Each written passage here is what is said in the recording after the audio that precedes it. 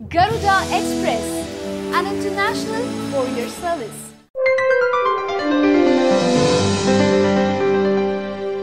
తమిళనాడు దివంగత ముఖ్యమంత్రికి పరమ విధేయుడు పన్నీర్ సెల్వం. ఆమె తర్వాత కొన్ని రోజులు చిన్నమ్మక్క కూడా అలాగే ఉన్నాడు. ఉన్నట్టుండి ఒక్కసారిగా తిరుగుబాటు బావుట ఎగరేశాడు. ఆ దెబ్బకు అనూహ్యంగా పరిణామాలు మారిపోయాయి. శశికళ జైలుకు వెళ్లడంతో ఆ వర్గంలో ముస్లిం పుట్టింది.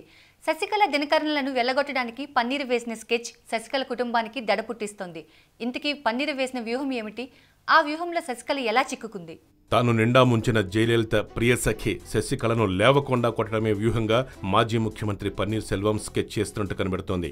ఆయన పెట్టిన 3 డిమాండ్లలో అత్యంత ముఖ్యమైంది, వ్యూహాత్మకమైంది జయలలిత మృతిపై సమగ్ర విచారణ జరిపించాలనేది.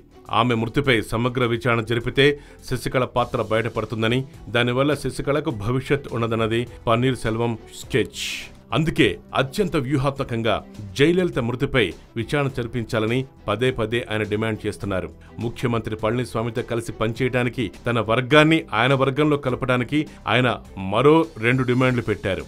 అన్నాడీఎంకే ప్రధాన కార్యదర్శి పదవి నుంచి శశికళను తొలగించాలన్నది ఆయన ఇంకో డిమాండ్.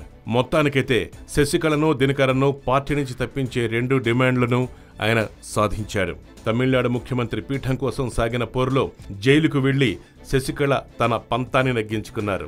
తన వర్గానికి చెందిన పళనిస్వామిని ముఖ్యమంత్రి పీఠంపై కూర్చోబెట్టి పన్నీర్ సెల్వంను దెబ్బతీశారు. దాంతో తాజా పరిణామాల నేపథ్యంలో పార్టీలో ఆధిపత్యం కోసం పన్నీర్ సెల్వం మళ్లీ తన ప్రయత్నాలు కొనసాగిస్తున్నారు. మరోవైపు పళనిస్వామి కూడా శశికళను దినకర్లపై వేటు వేశారు. ఇది శశికళకు దినకరన్కు పెద్ద దెబ్బ. ఎన్నికల కమిషన్కు 2 ఆకుల గుర్తు కోసం లంచం ఇవ్వచూపారనే కేసులో దినకరన్కు ఢిల్లీ పోలీసులు సమన్లు జారీ చేయడం పన్నీర్ సెల్వంకు బాగా కలిసొచ్చింది. అంతేకాదు దినకరన్ను ఢిల్లీ పోలీసులు ఏ క్షణంలో అయినా అరెస్ట్ చేయవచ్చు. మరోవైపు దినకరన్పై లుకౌట్ నోటీసులు జారీ అయ్యాయి. ఆయన చుట్టూ ఉచ్చు బుగిస్తోంది. ఏ క్షణంలో అయినా సరే దినకరన్ని అరెస్ట్ చేసి జైలుకు పంపొచ్చు. దినకరన్ పీకల్లోతు కష్టాల్లో కూరుకుపోయే నేపథ్యంలో పన్నీర్ సెల్వం ఎదురువర్గంపై పట్టు బిగించే ప్రయత్నం చేస్తోంది. అన్నాడీఎంకేలో గ్రూపు రాజకీయాలకు స్వస్తి చెప్పకపోతే మొదటికే మోసం వస్తుందని భావిస్తున్న శశికళ వర్గం పన్నీర్ సెల్వంతో చర్చలకు సై అంటుంది. అయితే ఇదే అవకాశంగా తీసుకున్న పన్నీర్ సెల్వం ఈ డిమాండ్లు పెట్టారు.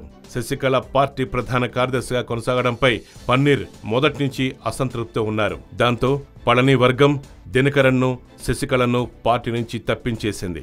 వారిద్దరూ గనక పార్టీలో కొనసాగితే పన్నీర్ సెల్వం తనకు తగిన ప్రాధాన్యత ఉండదనే భావంతోనే ఉన్నట్టుగా తెలుస్తోంది.